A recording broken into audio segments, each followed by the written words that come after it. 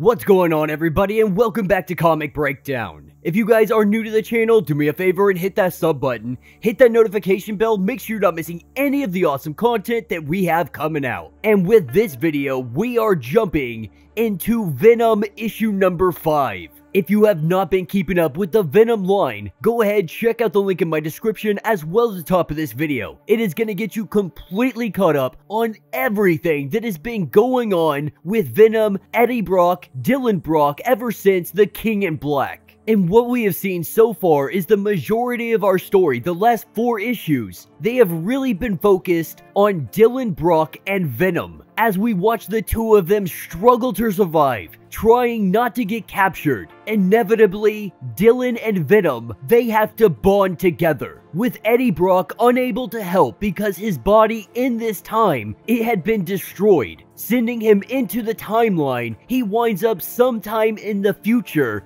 in some random garden, and standing before him is the one known as Meridius. And for some reason, I thought Ram V was going to be picking up the Eddie Brock part of this story, but it is still Al Ewing who is spearheading this story, with pencils by Brian Hitch. Inker is Andrew Curry, and the color artist is Alex Sinclair. Be sure to buy the comics, support the industry, and with that being said, let's dive into this breakdown. Alright gang, so as we dive into issue number 5, we are really beginning to find out who Meridius is. With Meridius not being a being who moves through time linearly, he is setting up a chessboard that spans over centuries and a millennia. And right now, he is playing against a novice, the one known as Eddie Brock. Because Eddie Brock right now, he is falling through time, unable to control himself. Meridius, on the other hand, he is a master at manipulating time, at traversing and finding his way through to exactly the location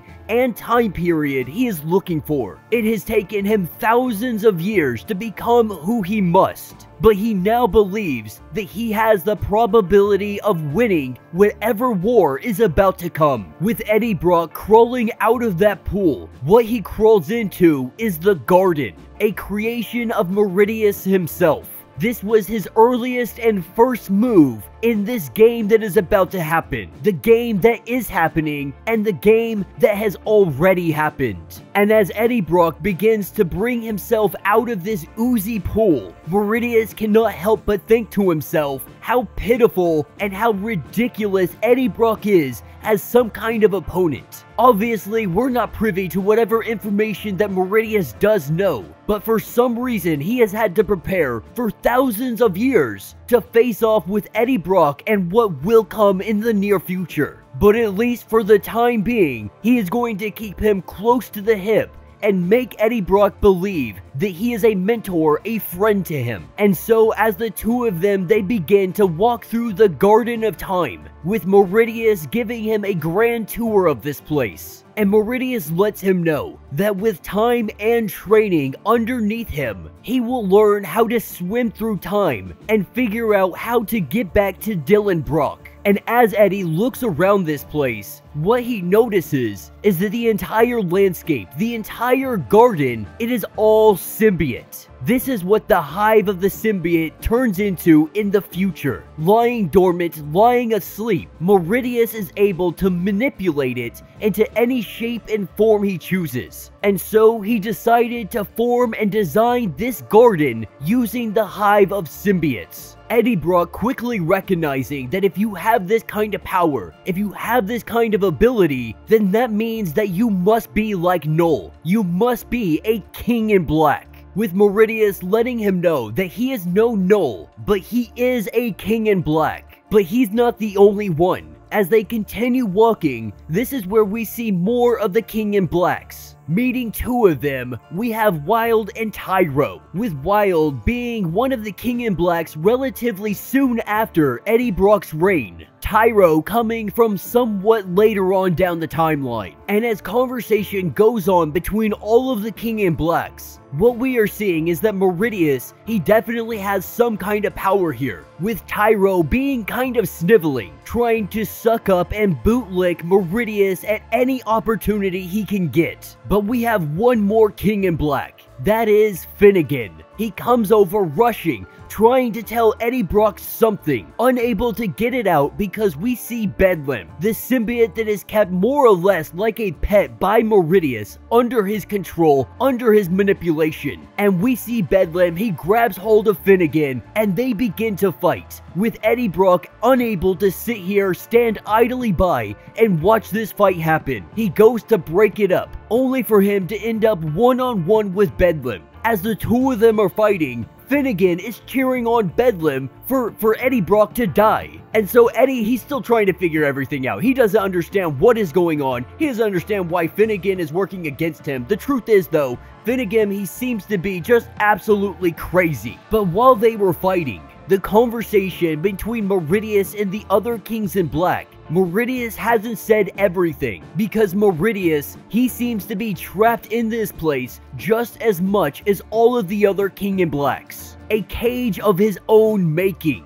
But with the fight breaking up, Meridius, he lets Eddie Brock know that this is something Finnegan does every single time. Bedlam is just finished and tired and done with it, and so every time he attacks him. And with Meridius saying that he has things to attend to, we have Tyro who continues to give this tour to Eddie Brock. With Eddie not being dumb, he understands that there is definitely more at play here. While Meridius may be playing as some other game, he quickly recognizes that there is definitely a hierarchy here, Meridius being at the top of it, and he seems to be a very cruel individual. But with Meridius hopping into the time stream, he thinks to himself how all of them are children, most of all Eddie Brock. Having all of the frustration with having these arguments with the Kings in Black, he needs to find somewhere to relieve all of this frustration, having a moment in time waiting for him in the past. He utilizes this point, and this is where we are jumped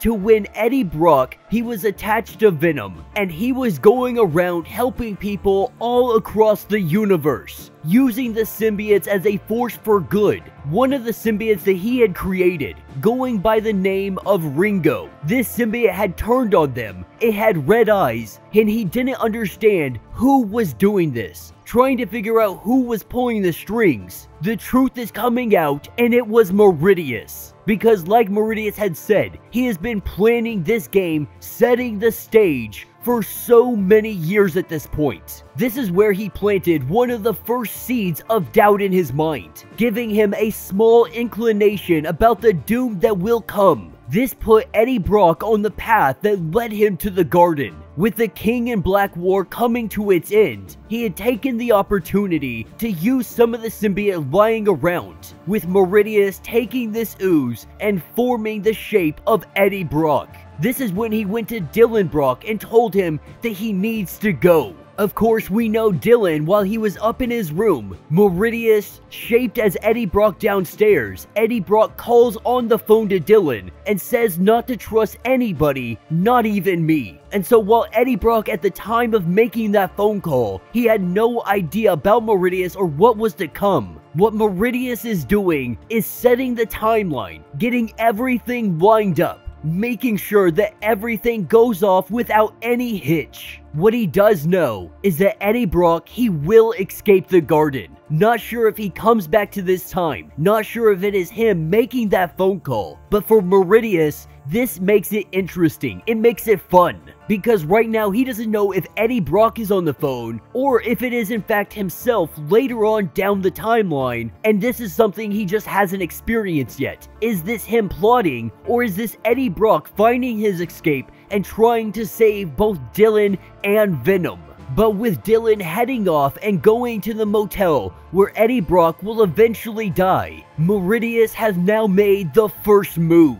Dylan Brock, he will bond with the symbiote. That has been established, and that is unalterable. The symbiote will now begin its own journey to a place where Meridius, he will be waiting. he will get rid of his name of Meridius like he has so many times before, because on that day, he plans to bond with Venom, and that will be the end of this issue. So let me know what you guys think down in the comments. Now, this is a story that can definitely get messy when we're jumping around the timeline like this. Meridius, seeming to be a master of time, he is manipulating small moments throughout the timeline to get the outcome he wants. For some reason or another, he is gonna have to trick Venom into bonding with him. Because Venom, the original symbiote, he seems to be the source of power that Meridius is looking for. With Meridius already knowing that Eddie Brock is going to escape the garden, the only question now is how that's going to happen and what happens after he escapes. I think one of the funnest part of this issue is really showing us the multiple King in Blacks that have found themselves inside this garden. Now, this is obviously not a heaven, and this is something of Meridius's creation to bring all of them to this location and use them for some way, shape, or form. Obviously, he has a plan for every single one of them, but all of this leads to the one main objective: to bond with Venom.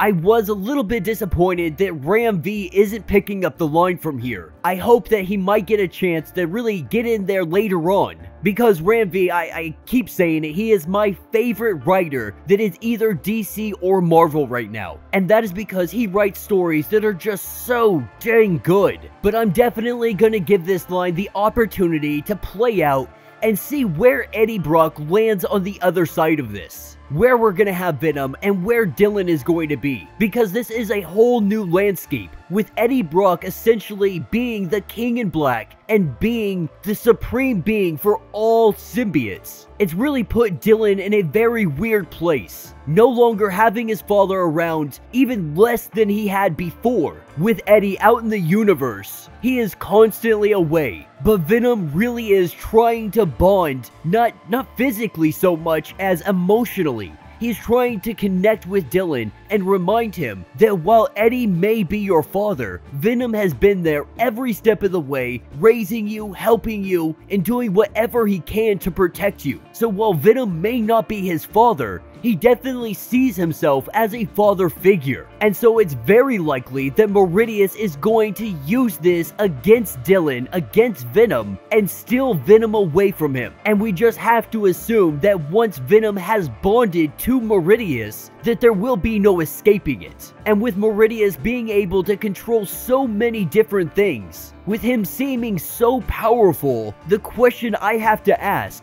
is, why hasn't he just gone and taken Venom for himself at any other point in time? Why are we playing this thousands of years game? Why is it so drawn out and elaborate of a scheme? But yeah, let me know your thoughts. Let me know your theories. If you have not yet, do me a favor, hit that sub button, hit that notification bell, make sure you're not missing any of the awesome content that we have coming out, and until the next breakdown.